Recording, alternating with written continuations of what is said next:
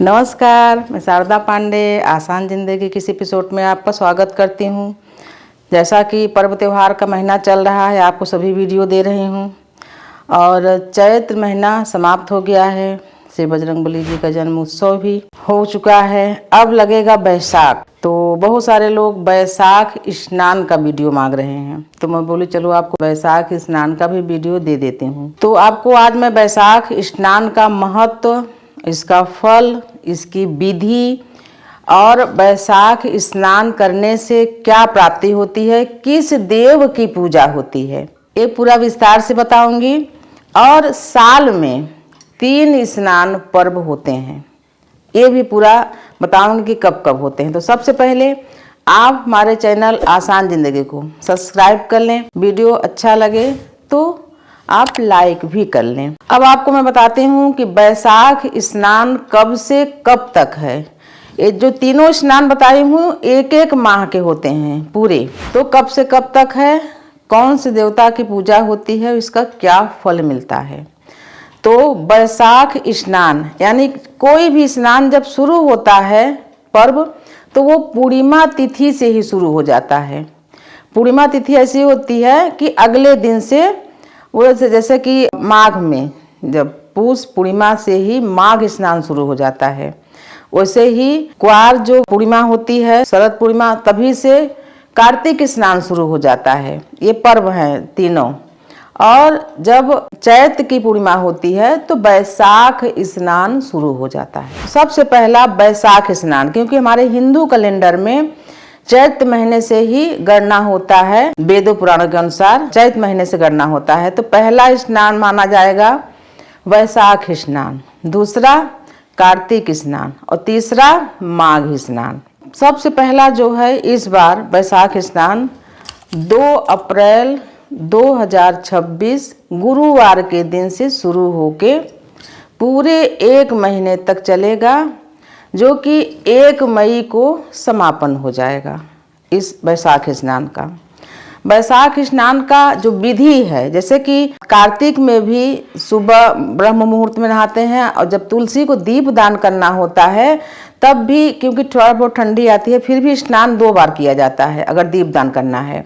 उसी प्रकार से माघ महीने में जैसे जब लोग ये स्नान करते हैं तो त्रिसंध्या भी करते हैं, धारा में रहते हैं, त्रिसंध्या भी करते हैं। यानी सुबह ब्रह्म मुहूर्त का स्नान और पूजा, फिर दोपहर में 11:30 से 12 बजे तक करते हैं पूजा। वो नहीं हो सके तो कोई बात नहीं, लेकिन 2 बार का स्नान, बैसाख स्नान 2 बार करना है। यानी कि सुबह ब्रह्म मुहूर्त में करके स्नान करके पूजा, और फिर शाम को सूर्य डूबने से पहले, संध्या काल में स्नान नहीं करना है। मैं पहले वीडियो भी दी हूँ कि संध्या काल में स्नान नहीं करना चाहिए। सूर्य डूबने से कुछ देर पहले स्नान कर लें संध्या वंदन के लिए, फिर आप तैयार होके संध्या वंदन करें। बैसाख महीने में पूजा किसकी होती है? भगवान श्री हरि विष्णु जी की। और कार्तिक महीने में भी जो पूजा होती है वो किसकी होती है? विष्णु प्रिया देवी तुलसी की, पूरे कार्तिक महीने में। और कार्तिक महीने में भी जो बताऊंगी आपको, जब हम स्नान करते हैं तो इस महापर्व के मध्य में जितने भी त्योहार आए उनका भी अगर आप व्रत कर लोगे तो उन व्रतों का फल 1000 गुना बढ़ जाता है। जैसे जो कार्तिक स्नान है उसमें जो जो पर्व पड़ते हैं, महालक्ष्मी पूजन कब पड़ता है? दीपावली में, भगवान श्री हरि विष्णु जी के साथ, ये कार्तिक अमावस्या में। फिर आंवला नवमी किसकी पूजा होती है? भगवान श्री हरि विष्णु माँ लक्ष्मी के साथ, जो कि आंवले में होती है। फिर कार्तिक महीने में ही होती। फिर देव जागरण, जिसको हम बोलते हैं देव उठनी, इसमें क्या होता है? श्री हरि विष्णु जी जग जाते हैं, देवी तुलसी के साथ उनका विवाह हो जाता है। तो ये महापर्व जो पढ़ते हैं, इनका जो विधि विधान से व्रत पूजा और दान करता है, इनका स्नान तो करते ही हैं, फिर ये चीज़ें करते हैं, तो उनका जो फल होता है वो 1000 गुना बढ़ जाता है। जैसे व्यक्ति कहते हैं अरे वो फला आदमी क्या किया, यही तो किया था, उसको इतना फल मिला, क्योंकि वो व्यक्ति उस समय में वो पूजा किया कि थोड़ा सा करने में उसको बहुत सारा मिला। और बहुत सारे लोग करते रहते हैं, ऐसा नहीं कहते हैं कि आपको नहीं फल मिलता, लेकिन वो मध्यम हो जाता है फल। तो जैसे कि बैसाख महीने की कृष्ण पक्ष में बरुधनी एकादशी पड़ेगा, जो कि 13 अप्रैल को तो आप इस एकादशी का भी व्रत कर लेंगे तो आपका जो वैशाख स्नान है, क्योंकि वैशाख स्नान भगवान श्री विष्णु जी का है और एकादशी भी, तो कृष्ण पक्ष की एकादशी भी आप कर लें, आपको बहुत फल मिलेगा। फिर 17 अप्रैल को है वैशाख अमावस। जैसे आप स्नान कर रहे हो तो हमको जो जन्म दिया है, धरती पर लाया है हमारे पूर्वज पितर, उनके लिए बहुत सारे लोग बोलते हैं कि पितर नाराज हैं, पितर दोष है, तो हम क्या करें। इन तिथियों पर अगर इनको तर्पण किया जाए तो इनको मोक्ष की प्राप्ति होती है। जो इनकी आत्मा भटकती है या पितर दोष कुंडलियों में आते हैं, वंश वेल आगे नहीं बढ़ता, विवाह नहीं होता, तो ये सब होने लगेंगे। तो अमावस तिथि पर 17 अप्रैल को अमावस है।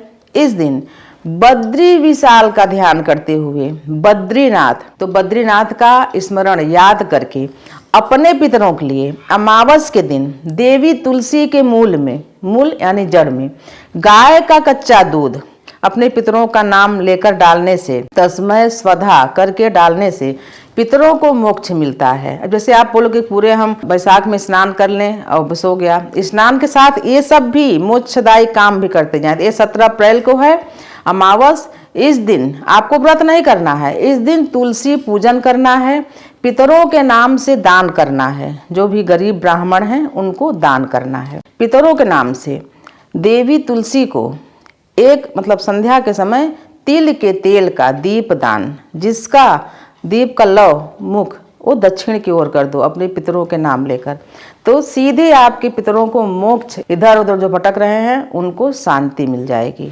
फिर वैशाख महीने की शुक्ल पक्ष की तीज तृतीया क्या होगा, भगवान श्री हरि विष्णु के रुद्र अवतार का जन्म उत्सव मनाया जाता है। कौन है वो, श्री परशुराम जी, जो सतयुग से लेकर अभी तक प्रत्यक्ष में जीवित हैं, चिरंजीवी हैं। तो ये पर्व भी आप मनाएं, जिनकी भगवान श्री हरि विष्णु जी का ही पूजन विशेष है वैशाख महीने में और तीनों महापर्वों में जो स्नान करते हैं।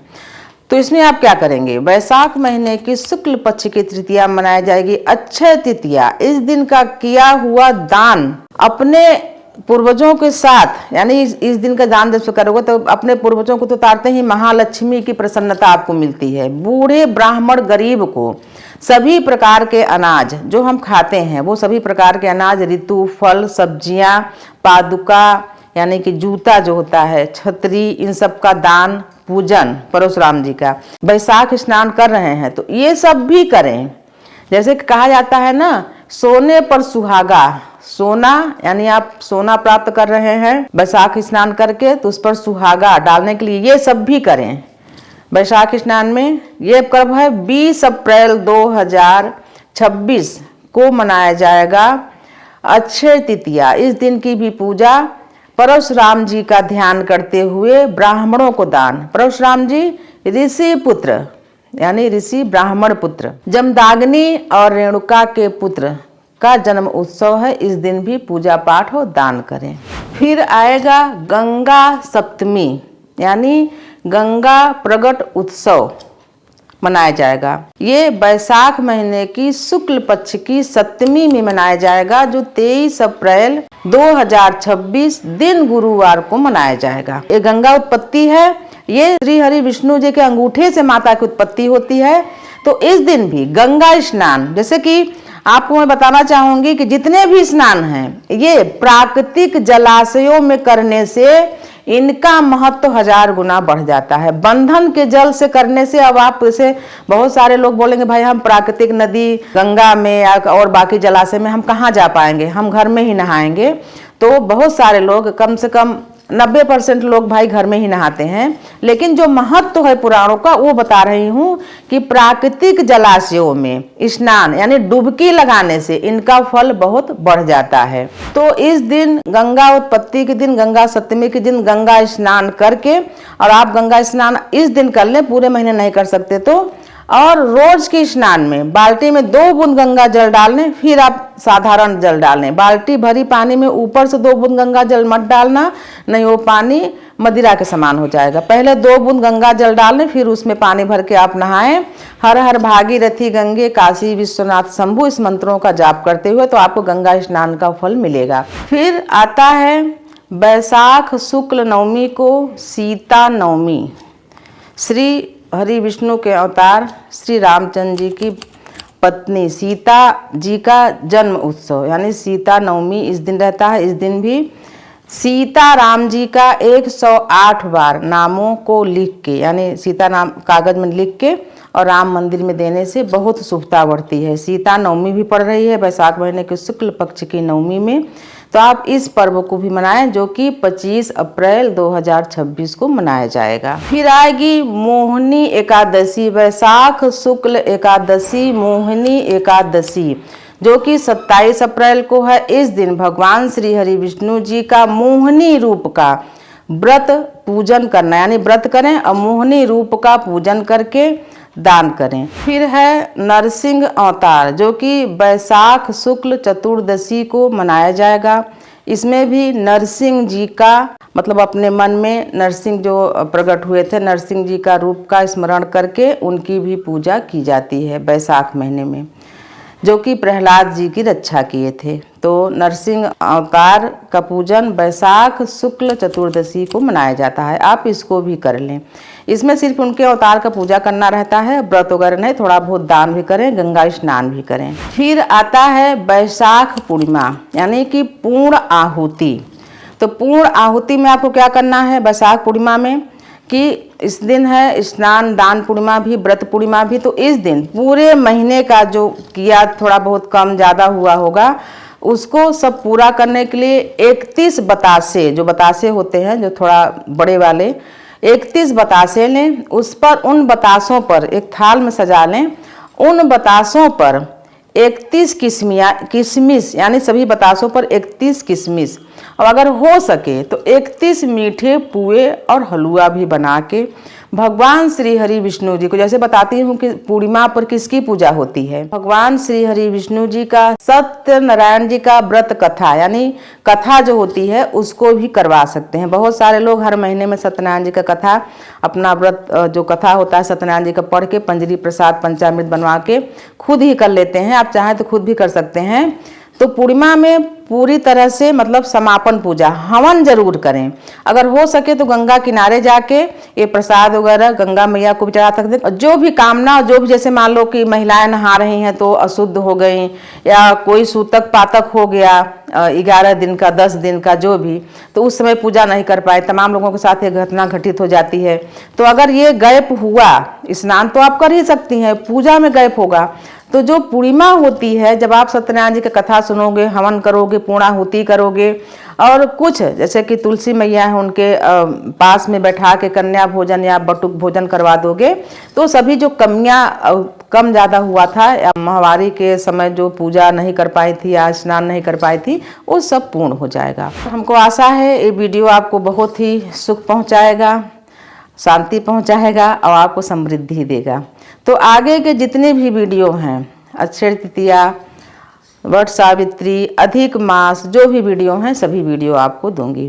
तो आप सभी सुखी रहें, संपन्न रहें, स्वस्थ रहें, बने रहें आसान जिंदगी के साथ। तब तक के लिए नमस्कार।